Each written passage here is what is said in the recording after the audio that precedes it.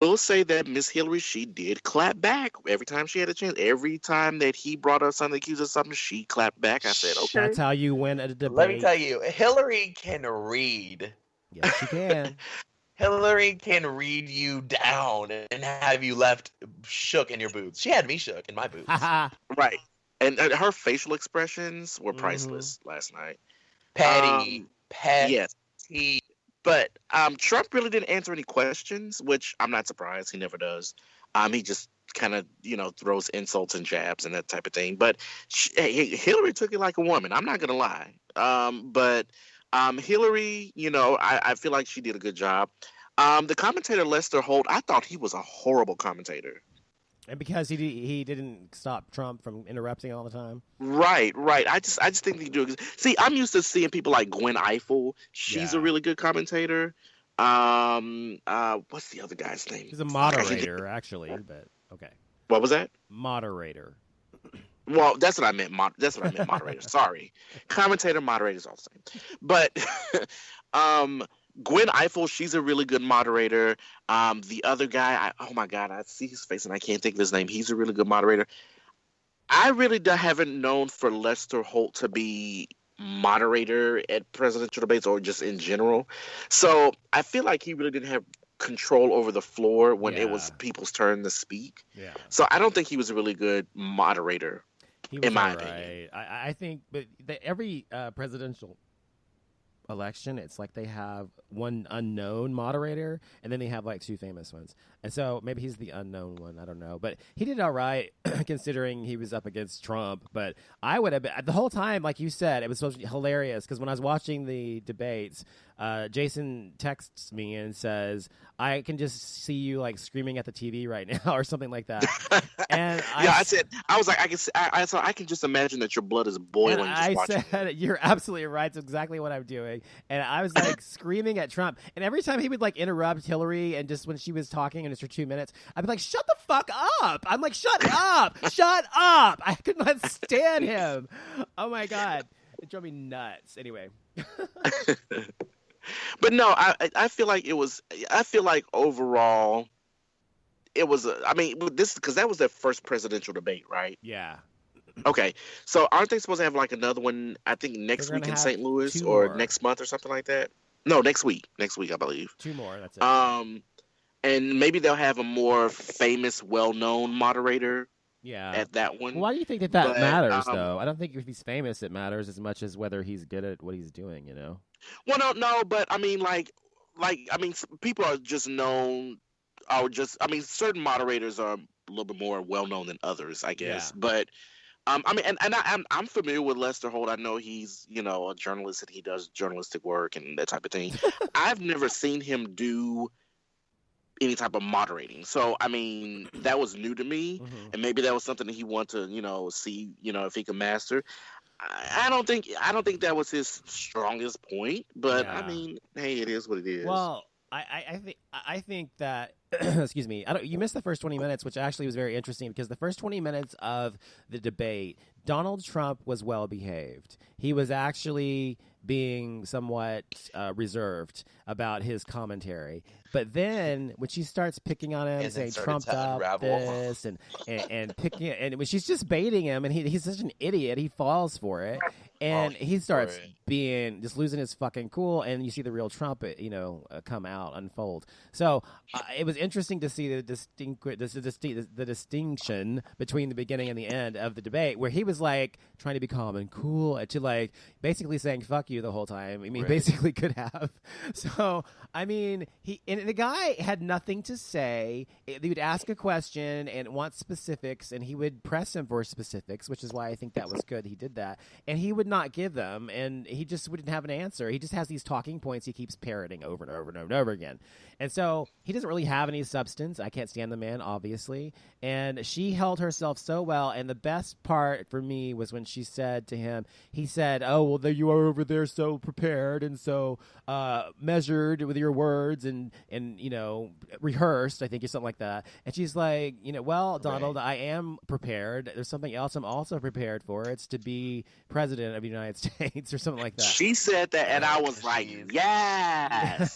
Honey, she has the clapbacks ready ready to go, like ready to go. So I was no, proud. but I understand like his intention of saying that is like literally the only thing that people Right. that can justify voting for him are like, well, he's not a politician. I hear that shit all the time. And That's to say, essentially what he's trying to to prove. say Like, look somehow at you, you're being such prepared is somehow a bad thing. You're going to go on a debate in front of well, right. 300 That's million because people. those type of people, right. That's what common sense and logic tells you. But exactly. those type of people don't want a politician. So what is that? I don't fucking know. You're right, Christian, and that's exactly what they said. They had on CNN. They had a focus group there, and they asked the focus group after the thing was over who they were going to vote for or whatever. And 18 out of the 20 decided they were going to vote for Hillary, and another 2 said Trump. Or who won, rather. I'm sorry. And when they asked, she asked the 2 people, "Why do you believe Trump won?" Whatever. She said, "Well," the guy's like, "Well, he's not a politician. He's different. We want change." Well, no one ever fucking tells you what change means. And what the fuck difference does it make he's a politician or not? If you're in politics, you're a politician. Sorry, you're a politician. Yeah, moron. Yeah, that's just like when he says we need to make this country great again. I was like, since when has it not been great? He's always but then, said that. Yeah. And then also he was saying something along the lines like, we need to take our country back or something. Yes. And I was like, back from what? That's his like, slogan. Finish the sentence, please. Take it back from what? Like, I don't know what you mean Democrats. when you say, we need to take our Gays, country back. I'm like, Muslims, take it back from women, fucking what? Jews, anything other than the white Democrats. Anglo-Saxon male. Yes, exactly. I don't know. I don't know. I feel like his team should have hired Olivia Pope because I don't know. I just feel like he seemed very casual on stage because he wasn't prepared. Well, I think that's what his team wanted. I think they in my head, I'm thinking that they wanted him to come off as casual and just it just kind of and just kind of like roll off of him to be like, oh, he's Hillary's prepared and has all these footnotes while he's just saying whatever's coming to his mind. I feel like that's what his team wanted him to be. So so voters could be like, oh, he just came out the answer off the top of his head and it's relatable.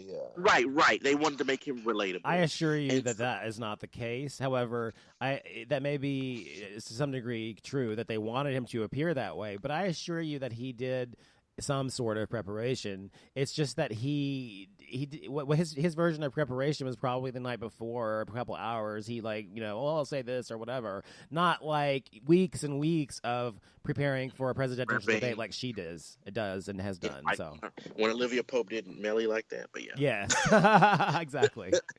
So they did weeks and weeks and weeks of and that's really what happens. If you ever watched the movie called Game Change with Sarah Palin Sarah Palin. Yeah, and what's his face that she ran with? What's his name? McCain. That's a really good movie, and it shows you what actually does happen in a presidential election, even though they were Republicans. Oh no, I actually saw that movie, and I was like, wow, this is like weeks. And that's it. And, fucking Palin, if you saw that movie, how fucking unprepared she was even after being prepared because she's so fucking stupid. I mean, he is not much better, really, in a lot of ways. It's not that he's dumb. It's just that he's a fucking asshole and doesn't fucking care. He doesn't take it serious. So that makes it all the worse to me, but whatever. Well, and I think a lot of it, too, is that he's trying to essentially cover up all this, negativity and ugliness that he's filled with. So yes, imagine how hard that would be to try to keep up with your own lies and your own negativity and you know what I mean, like that. Right, he's not being authentic. Did you guys see that video that not authentic or genuine, right? Yes. So it makes it more challenging. Right. Did you guys see that video that's going around the internet today that somebody made, and it's a cutout of Donald Trump's face and the eyes, cutout of Hillary Clinton's face? No. And they're in the yard or whatever, and they're kind of ragging on each other. And no, Hillary Clinton, she says, well, Donald Trump has written a lot of books about business, and it shows Donald Trump's face, and he's looking at this book, he's holding it, he's kind of shaking his head, and it cuts back to her, and she says, but most of them tend to end at chapter 11, and all the guys around her are like, oh, burn. And then it shows this picture of Obama? Clinton, what's his first name? Bill Clinton. Bill. And his hands are on the side of his face, like shook. Oh my god, it's so funny. I have to find that. That sounds hilarious. I love it. Yes, well, I just I'll hope send it to to you. put a fine point on this. I just hope that I hope that excuse me, that Hillary Clinton wins, for God's sakes. Obviously, I hope that. It's obvious that you know that already, but I mean, to imagine him as president and his to be goaded by Hillary Clinton and to fall for it. What would he do if some major, world leader besides her, obviously, were to do that? And Hello?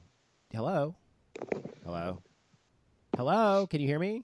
Uh-oh, he dropped. Anyway, so tell us, Christian, about Rob and Black China.